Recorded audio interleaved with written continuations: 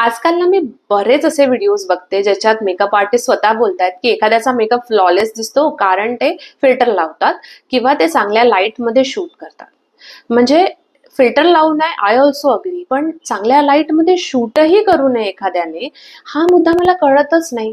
कारण जेव्हा तुम्ही मेकअप आर्टिस्ट आहात आणि ब्राईडला मेकअप करता तेव्हा ती ब्राईड नंतर अंधारात जाऊन फोटो काढते का हो? नाही. फोटोग्राफर चांगल्यापैकी लाईट तिच्यावर मारतो आणि मग त्याचे फोटोज घेतो. मग एखाद्या मेकअप आर्टिस्टने चांगल्या लाईटमध्ये शूट केलं आणि त्याचं काम प्रेझेंट केलं तर बिघडलं कुठे? कारण मला असं वाटतं जेव्हा लाईट मेकअपवर पडते तेव्हा मेकअप जो आहे तो अजून एनहान्स होतो. म्हणजे एखाद्याचा मेकअप चांगला असेल तर तो खूप छान दिसतो आणि एखाद्याच्या मेकअपमध्ये प्रॉब्लेम्स असतील, फ्लॉज असतील तर ते अजून दिसतात.